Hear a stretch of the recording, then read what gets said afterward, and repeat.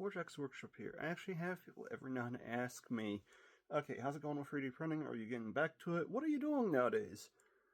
So, with my luck, I've actually had where in the last 4 years, I've numerous deaths in the family, to which kind of hit me hard. Not to mention getting ripped off by some 3D sculpting teams. It turned out they weren't sculpting teams. They were ahead of a sculpting team. They did something highly dishonest using STLs that they weren't supposed to have anymore.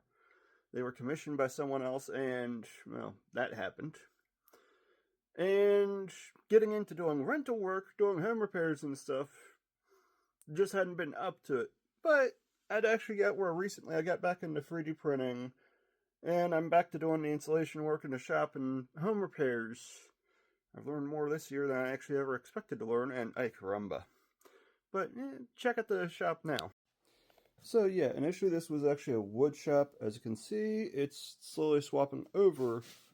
I've got where this is the old resin printer setup I was using. The current ones I'm using are my Photon DLPs, the Mono X, and the Mono M3. As far as it goes with FDM printers, nowadays I've been using more the K1C. I'm still putting the Ender 3 Pros to work though. Anytime someone tracks down one of these dirt cheap, one recommendation I have is make sure to put an all metal end up top here. That is a game changer compared to the plastic. Now, as far as it goes with insulating the shop, yeah, the issue with it turned out all along was in between the rim joists.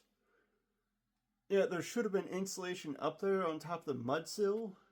So I've been taking and cutting the foam down, and they're curious that do DIY and home repair. This is R12 graded, not R20, but it's a start in progress.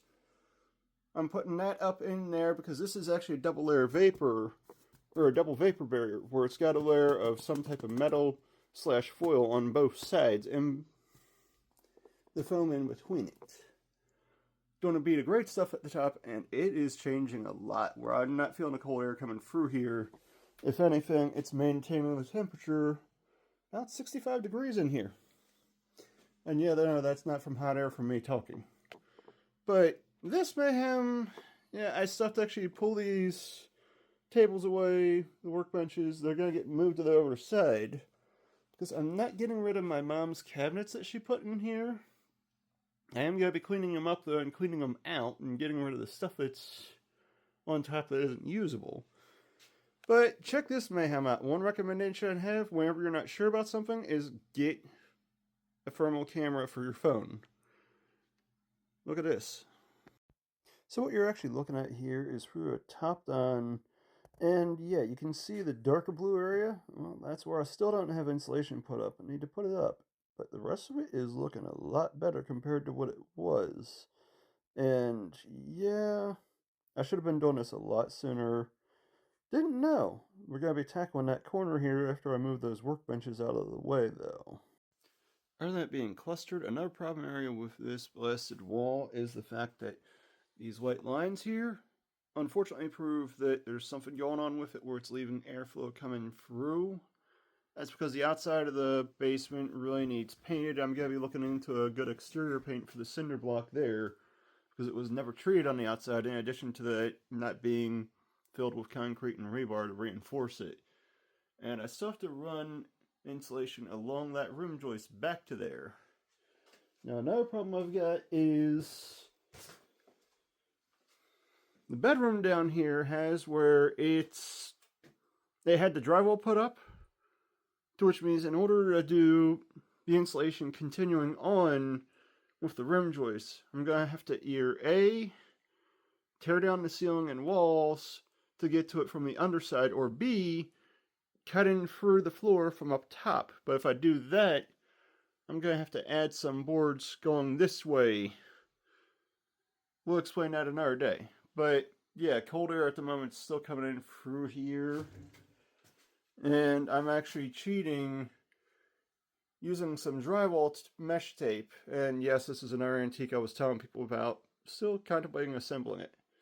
But take the drywall mesh tape to actually put something that the great stuff can adhere to, and then just spray a layer of the great stuff there, and it's actually been holding. I am also finally going through my family stuff from when my mom died, and what little I'm finding from when my brother died, well, I'm fighting with that because ex-wife is... Yeah, his ex is being a pain. But, yeah, for the most part, that's where it's been.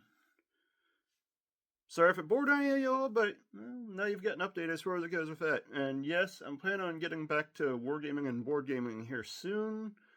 If anything, gonna be doing a event at my local hobby shop for Cthulhu Death May Die, since they've got where they're finally fulfilling their second Kickstarter project of it, and had the third one just funded. So I figure, what the heck, why not get back into something a little... Ooh, that happened.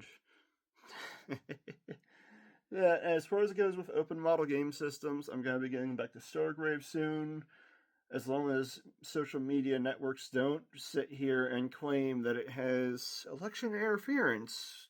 I don't know how a war game in space has to do with an annoying orange Cheeto man and a blathering idiot. Okay, well, y'all have a good one. Catch you on the flip side.